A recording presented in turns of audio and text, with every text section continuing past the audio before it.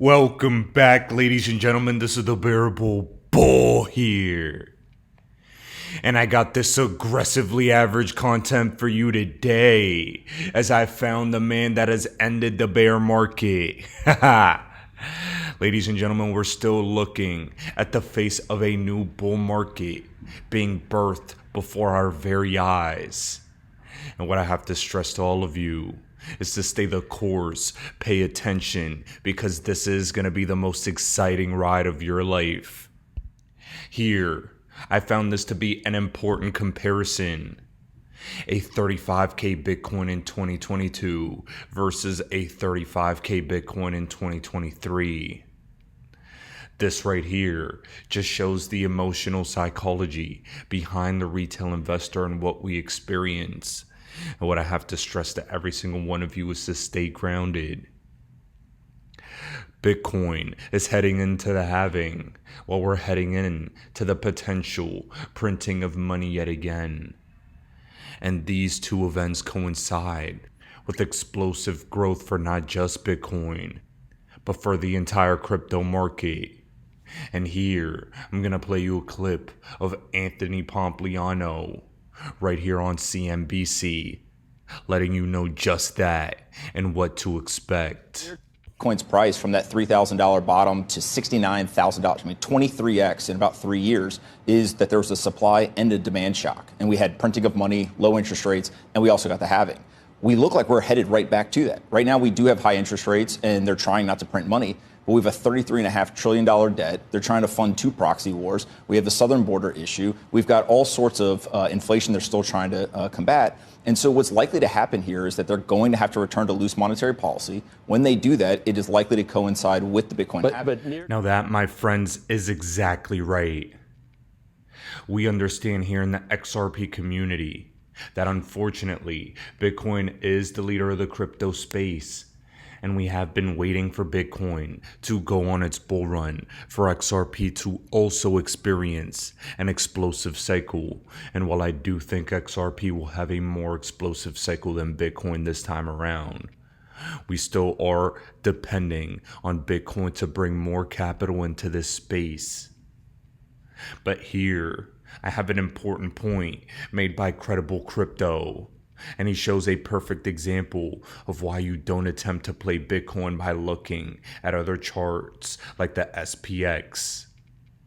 If you want to know where Bitcoin is headed, focus on the Bitcoin chart. I know plenty of people who could not see this rally as a possibility because of the way the SPX looks. And this right here, my friends, is what I've been talking about recently. I've been telling every single one of you that, quite literally, I'm bearish on stocks, but bullish on crypto, and to pay attention for the possible deviation away from crypto following the stock market. That is something that I think caught a lot of people flat-footed. That is probably a big reason why a lot of people thought 12K Bitcoin was coming. But remember, we saw a massive pivot point earlier this year where stocks and crypto did deviate. And I think right now is going to be yet another moment where that is very likely. All I'm asking you to do is to observe and pay attention and see if it happens. But I think for right now, we are beginning to reverse the trend. This would be extremely good news for us in the crypto space. And I can't tell you how excited I am to see it happen. Now, in regards to XRP, we had major news in regards to Ripple and Uphold partnering together, and I showed you the significance of that news. But in addition, Uphold has also teased a debit/credit card with rewards and the power to ditch your bank. This innovation and this space will propel crypto to new heights. Uphold is revolutionizing crypto investing. And trust me when I say, I would love to have a card that gives me XRP rewards or allows me to spend my XRP directly. That'll be a sight to behold. Now, guys, I want to pivot your attention to Flip the Chain, where your Ripple employees answered one of the most commonly asked questions. Will there be one ledger or a multiple CBDC ledger? There will be one ledger, or will there be one ledger per CBDC?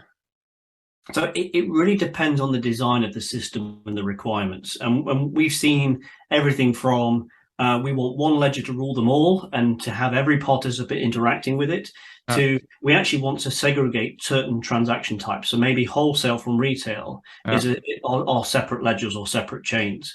That all comes down to things like privacy, security, who's accessing it. There are different, so there's not one size fits all. It really depends on the use case and the methodology that the central bank or the monetary authority is looking to perform. But you're absolutely correct. There will be. Now, guys, that is unbelievably important. I've been a big believer that XRP will not be the be-all, end-all solution for this global problem, but I do think there will be numerous digital assets that will help with this problem, and I do think there will be numerous CBDC networks. This is something that will gradually roll out over time, but I believe, based on numerous things, based on a lot of what's happening in the crypto space, that Ripple and XRP are going to play a pivotal role in this. Ripple means business, and they're continuing to roll out a massive marketing campaign on the heels of their continued wins against the SEC, and right into the Bitcoin halving and the next crypto bull run that I suspect will really take shape next year, especially in April. Finance has always been slow to evolve, but real progress is happening all around you. Like money that moves as fast as global markets that never close, and efficiency that moves finance at the speed of business today. so forward-thinking enterprises, financial institutions, and governments Can move forward faster. it's happening now, and it's ready for those who are ready to make change. So, are you on the right side of progress?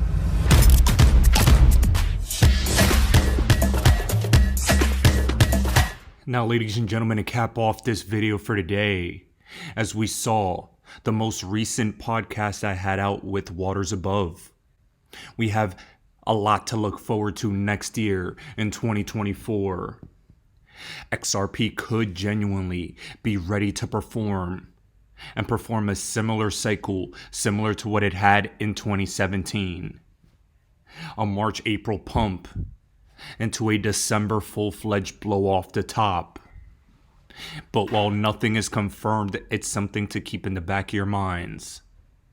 But something else I want to add is Stu Alderati gave a massive thank you to John Deaton and the XRP community attorneys because we did in fact make a huge difference in this case. All of the community's effort combined made a massive difference, and I can't stress this enough.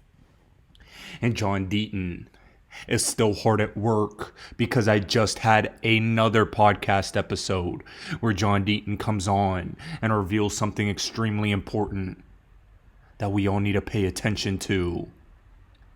That episode will be posted later tonight, and once you hear what he has to say, you'll never have another concern left about whether or not XRP is going to go on its full-fledged moon mission, and whether or not Ripple is truly ready to take center stage and take over the entire planet. I'm going to leave you with Stu Alderati giving the XRP community and John Deaton a massive thank you.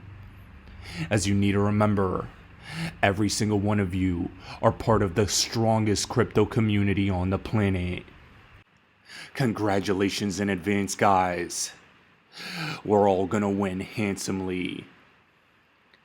Ladies and gentlemen, this is the Bearable Bull here. Thanks for tuning in. As always, I appreciate every single one of you. Now I'll be back tomorrow with another video. Incredibly well-paid and talented army of outside lawyers. But most of the time, I was finding out about developments in the case from Twitter, because Twitter was posting those developments in the case. There was another individual who started posting long-form videos every time that there were filings in the case. A video was posted where he would dissect the different arguments and give his view. For the most part, it was spot on.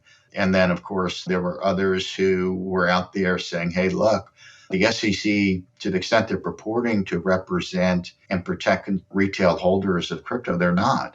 And I represent the retail holders of crypto, and the retail holders of crypto are telling you that the SEC is hurting us. So I think the combination of all of that, the combination of the truth coming out in the legal proceeding, the combination of our own comms team sort of seizing the narrative and never letting up, and the combination of this organic support coming up through the community, principally on Twitter, I think all of that combined really developed some incredible momentum in the case. I mean, when we would get on, and this was still COVID early on, when we would get on the phone with the judge to argue a motion, I think the first time we did that, the phone line could allow for 500 participants to call in, and it was maxed out instantaneously. And then eventually it was like 5,000 participants can call in, and then that would get maxed out. So the judge is not immune to that. The judge realizes, wow, this case